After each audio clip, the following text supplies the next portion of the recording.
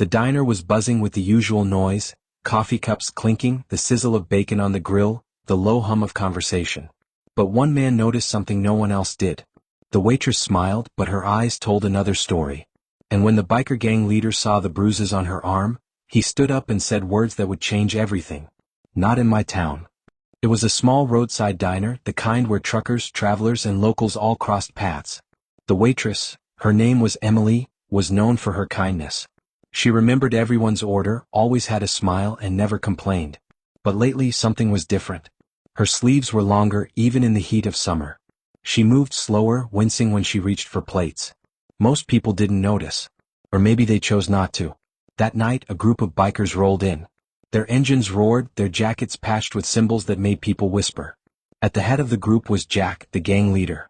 Rugged, scarred, and feared by many. But Jack had a sharp eye. And he noticed what others ignored. Emily poured coffee for Jack, her hands trembling slightly. As she leaned forward, her sleeve slipped back just enough to reveal a dark bruise on her wrist. Jack froze. His gaze locked on the mark. Emily quickly pulled her sleeve down, forcing a smile. "Hot out tonight, huh?" she said, trying to change the subject. But Jack wasn't fooled. He leaned back, studying her. He'd seen bruises like that before. Too many times. And he knew they weren't from clumsiness. The bikers ate in silence, but Jack's eyes never left Emily. When she turned, he noticed another bruise peeking from her collar. And when she bent to pick up a dropped fork, she winced as if her ribs ached. Jack's jaw tightened. He whispered to one of his men. "Find out who she goes home with."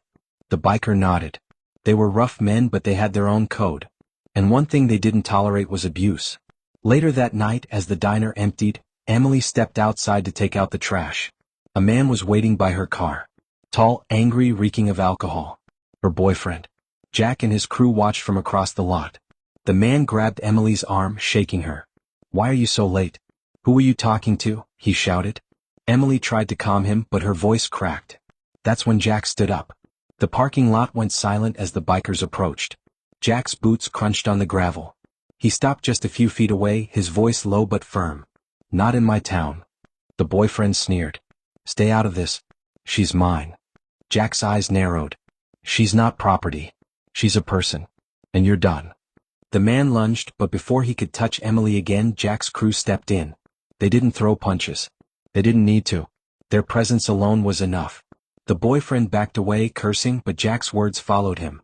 "If you ever lay a hand on her again, you'll answer to us." Emily stood frozen, tears in her eyes. For the first time in months, someone had stood up for her. The bikers didn't just leave it at that. They walked Emily back inside, sat her down, and listened. She told them everything, how the abuse had started small, how she'd been too afraid to speak, how she thought no one would believe her. Jack nodded slowly. "You don't have to go through this alone anymore," he said. The crew made sure she got home safe that night. And the next day they helped her pack her things and move out. Word spread quickly. The same bikers once feared in town were now seen as protectors. They organized rides to raise money for women's shelters. They partnered with local charities. And Emily? She found her voice again. She kept working at the diner, but now she smiled for real.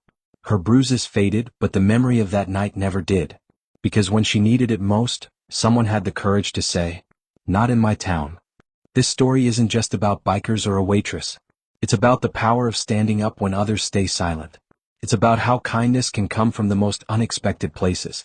And it's a reminder that sometimes, the toughest people carry the softest hearts. If this story touched you, share your thoughts in the comments. And don't forget to subscribe for more true stories of kindness and resilience.